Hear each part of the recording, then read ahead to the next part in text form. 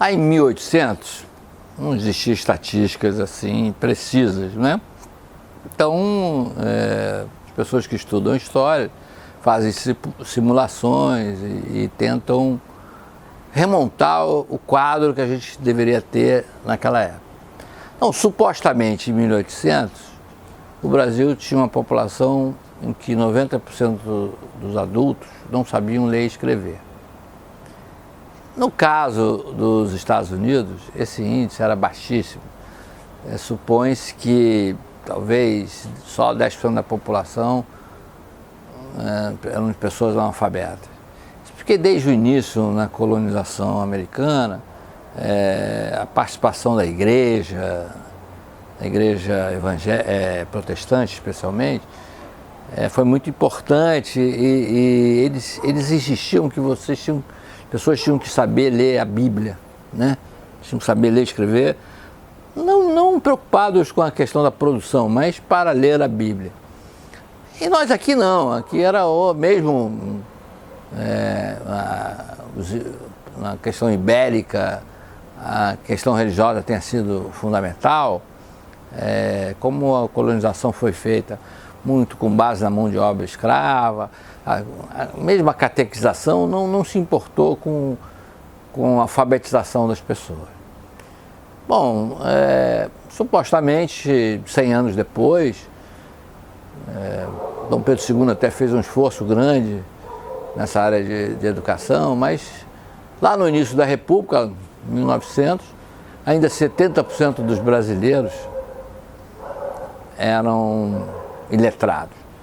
A população cresceu muito ao longo do século XIX e o número de pessoas iletradas, analfabetas, diminuiu 20 pontos percentuais. Ainda assim, não se compara ao que os Estados Unidos tinham, por exemplo. Mas a Argentina, lá no início do século XX, também se supõe que tinha 60% de analfabetos. Bom, aí andamos quase 50 anos, quase 60 anos, e esse índice caiu muito pouco. Relativamente caiu mais ao longo do século XIX do que na primeira metade do século XX.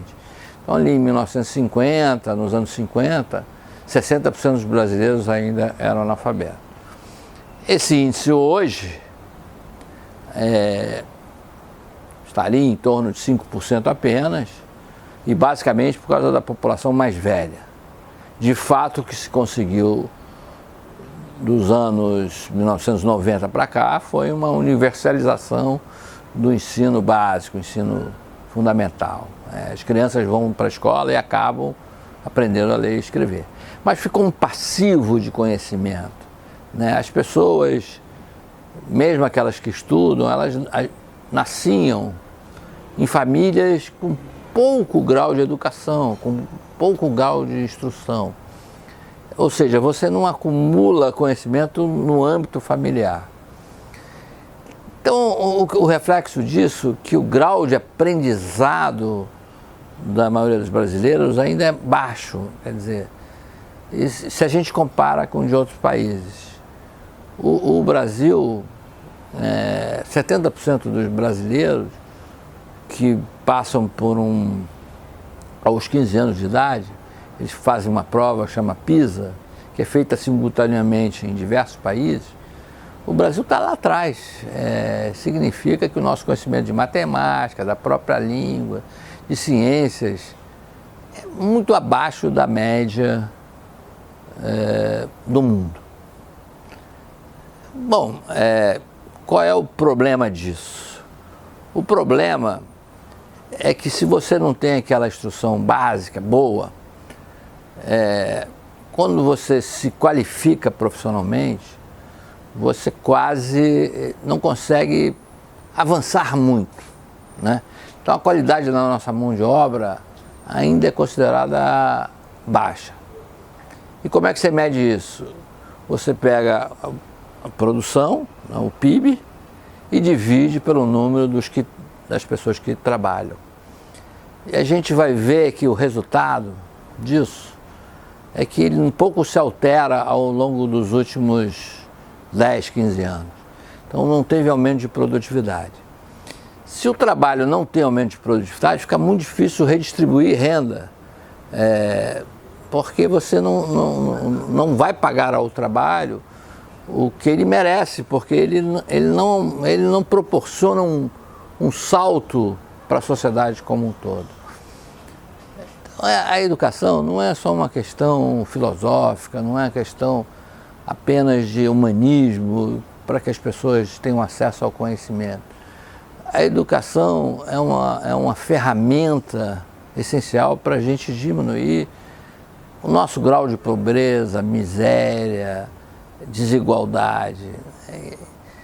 Como fazer isso, né? Se o Estado é um Estado quebrado, se é um Estado no qual consegue investir na educação, as pessoas não têm dinheiro para se qualificarem, para se educarem, tem insuficiência de renda. Como é que a gente sai desse círculo vicioso? Bom, eu não tenho a fórmula, felizmente não tenho. Até gostaria de ter. E acho que pouca gente tem. A gente fala só na necessidade de conscientizar as pessoas para a educação.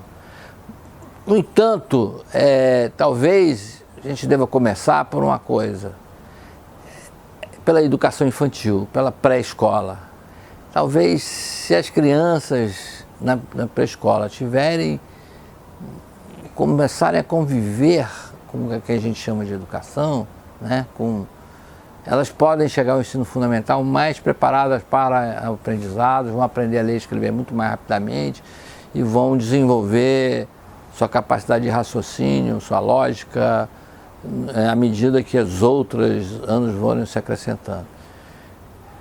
Essa minha colocação de sábado é essa, a gente apostar um pouco mais na educação infantil. Talvez seja tão importante quanto apostar na universidade.